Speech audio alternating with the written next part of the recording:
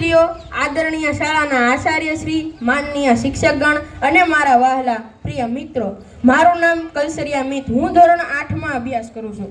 આજે આપણા શિક્ષક વિધિ મેડમના વિદાય સમારોહ પર હું મારી લાગણીઓ વ્યક્ત કરવા માંગુ છું કે તમે અમારી શાળાના એ કલ્પવૃક્ષ છો, કે તમે અમારી શાળાના એ કલ્પવૃક્ષ છો જે દરેક બગીચામાં નથી ખીલી શકતા. તેઓ ખુશનસીબ હોય છે કે જેમને તમારા જેવા ગુરુ મળે છે. પ્રિય મિત્રો, આપણા પ્રિય શિક્ષકના વિદાય સમારોહનું આયોજન કરવું એ કેટલા દુઃખની વાત છે. તેમ છતાં આપણે ઉદાસ ન થવું જોઈએ અને ખુશીથી તેમને વિદાય આપવી જોઈએ. તમે અમારા શ્રેષ્ઠ શિક્ષક છો અને સદા માટે તમે અમારા ઘરમાં વસતા રહેશો.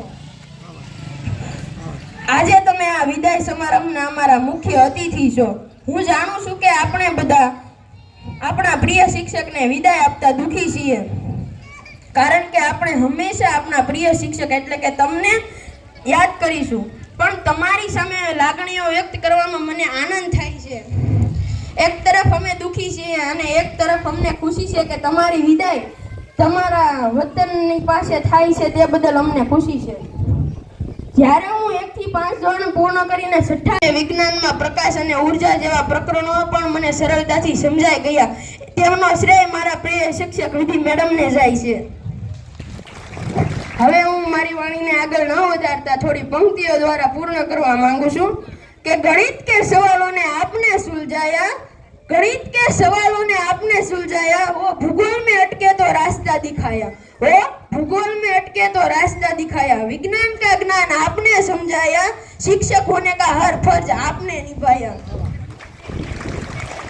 गुरु की कोई उम्र नहीं होती, गुरु की कोई उम्र नहीं होती, अगर आप अपने से छोटे उम्र से कोई व्यक्ति से कुछ सीखते हैं तो वह आपका गुरु है.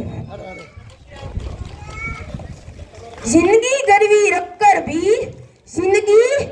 रखकर भी ना छुका पाएंगे हम उसका कर्जा, माँ ही नहीं भगवान के बराबर, गुरु का भी है उतना ही समान दर्जा. भगवान को भी भगवान बनने के लिए गुरु का ही ज्ञान काम आया था. माँ ने तो उंगली थाम कर कहा था चलो, पर चलना कहाँ है वो तो गुरु ने ही सिखाया था. अस्तु. जय हिंद, जय भारत.